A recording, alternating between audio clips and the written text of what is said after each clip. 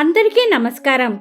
శనికి భయపడని వారంటూ ఎవరూ ఉండరు. కానీ ఇద్దరిని మాత్రమే శనీశ్వరుడు పట్టలేడు. దేవతల్లో ఇద్దరిని మాత్రమే శనీశ్వరుడు పట్టలేదని మన శాస్త్రాలు చెబుతున్నాయి. శనీశ్వరుని ప్రభావం విఘ్నేశ్వరుడు హనుమంతునిపై పడలేదని పురాణాలు పేర్కొంటున్నాయి. శ్రీ రామాయణంలోని ఓ చిన్న కథ ద్వారా హనుమంతునిపై శనీశ్వర ప్రభావం లేదనే విషయాన్ని మనం తెలుసుకోవచ్చు. రామాయణం ఆధారంగా లంకలో రావణుని చెరలో ఉన్న సీతాదేవిని రక్షించేందుకు వీలుగా హనుమంతుడు సముద్రంలో ఓ మార్గాన్ని నిర్మించారు. ఈ మార్గాన్ని నిర్మించే సమయంలో శనీశ్వరుడు ఆ ప్రాంతానికి చేరుకున్నాడు. శనీశ్వరుడు సముద్ర మార్గాన్ని నిర్మించడంలో చేయూతనిచ్చేందుకే ఆ ప్రాంతానికి వచ్చారని అందరూ అనుకున్నారు. కానీ హనుమంతుడిని పట్టేందుకే శనీశ్వరుడు వచ్చినట్లు శని భగవానుడు తెలిపాడు. చెప్పినట్లుగానే హనుమంతుని తలపైకి కూర్చున్న శని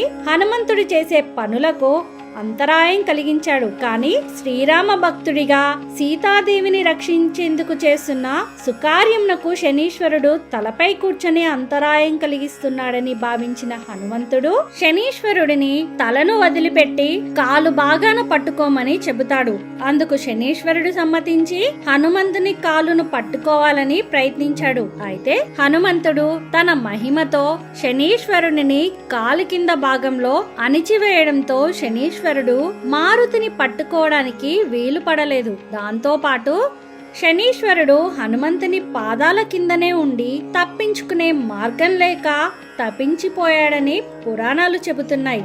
ఈ కథాంశాన్ని పేర్కొంటూ చిత్రీకరించిన చిత్రలేఖనాలు తమిళనాడు చెంగల్పట్టు కోదండరాముని ఆలయంలో ఉన్నాయని పురోహితులు అంటున్నారు. అందుచేత శనిగ్రహ ప్రభావం నుంచి తప్పించుకున్న హనుమంతుడిని పూజించే వారికి శనీశ్వరునిచే ఏర్పడే ఇతిబాధలు పూర్తిగా తొలగిపోతాయని చెప్తారు. అలాగే ఎవరైతే హనుమంతుడిని పూజించి ఆయన నామజపం కానీ రామనామం కానీ జపించే వారిని శనీశ్వరుడు ఎప్పుడు కూడా బాధించలేడు.